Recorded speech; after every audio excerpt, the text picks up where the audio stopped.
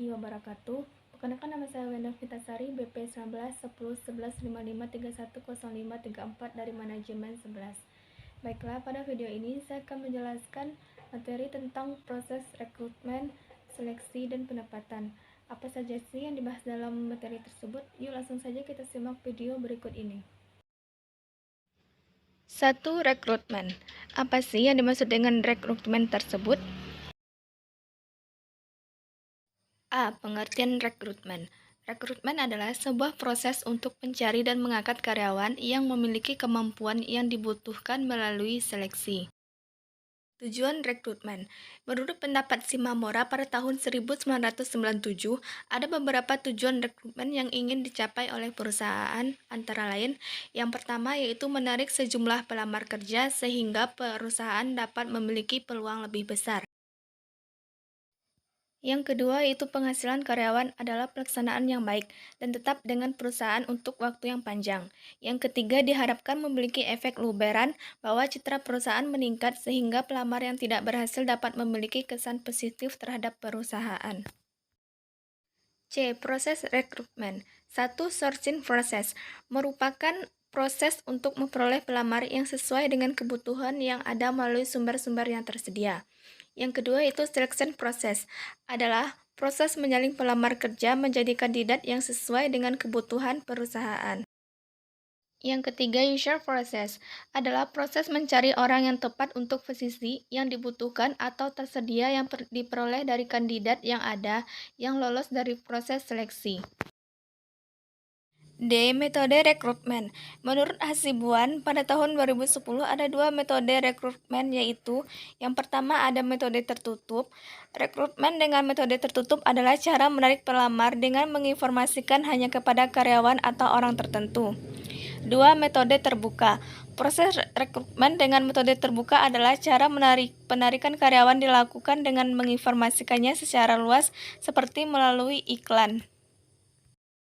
Kendala rekrutmen. Menurut Hasibuan 2010, kendala rekrutmen adalah sebagai berikut.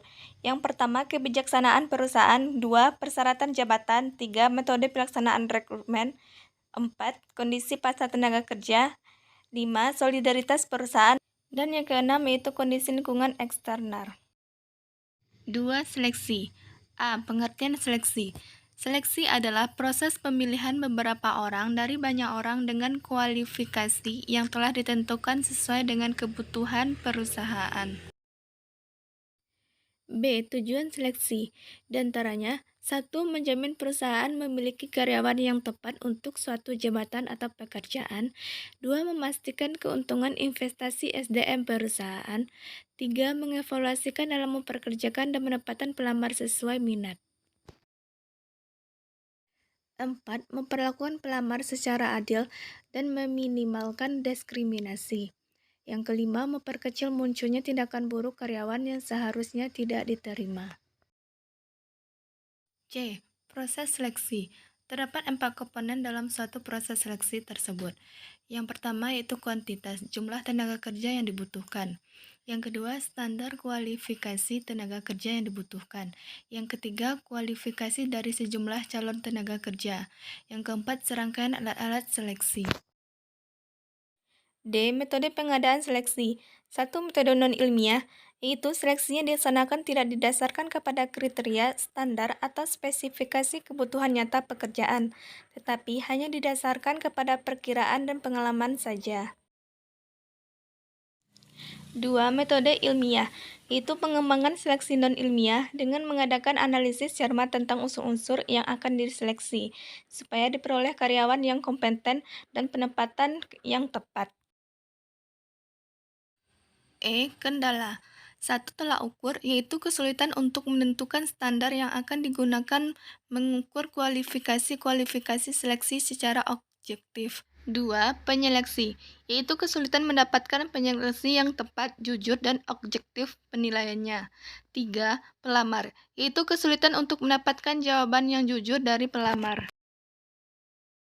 3. Penempatan, A. Pengertian penempatan atau placement adalah tindak lanjut dari seleksi, yaitu menempatkan calon karyawan yang diterima lulus seleksi pada jabatan pekerjaan yang membutuhkannya, dan mendelegasikan wewenang kepada orang tersebut.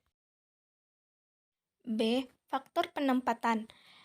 A. Faktor prestasi akademik. B. Faktor pengalaman. C. Faktor kesehatan fisik dan mental. D. Faktor sikap. E. Faktor status perkawinan. Dan F. Faktor usia. C. Proses penempatan kerja.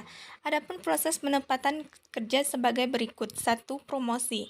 Promosi adalah apabila seorang pegawai dipindahkan dari satu pekerjaan ke pekerjaan lain yang tanggung jawabnya lebih besar, tingkatannya dalam hierarki jabatan yang lebih tinggi dan penghasilan lebih besar pula. 2.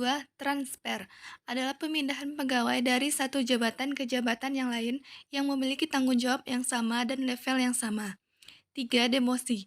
Demosi adalah bahwa seorang karena berbagai pertimbangan mengalami penurunan pangkat atau jabatan dan penghasilan serta tanggung jawab yang semakin kecil. D. Metode penempatan pegawai. Adapun metode-metode yang harus ditempuh adalah A. Menentukan kebutuhan-kebutuhan sumber daya manusia. B. Mengupayakan persetujuan anggaran untuk mengadakan atau mengisi jabatan-jabatan. C. Mengembangkan kriteria penempatan yang valid. D. Pengadaan atau rekrutmen. E. Mengadakan tes atau sebaiknya men-screening para pelamar. E. F. Menyiapkan daftar dari para pelamar dan pegawai yang berkualitas. G. Mengadakan seleksi pegawai. Baiklah, sampai disinilah video penjelasan materi dari saya. Semoga bermanfaat. Wassalamualaikum warahmatullahi wabarakatuh.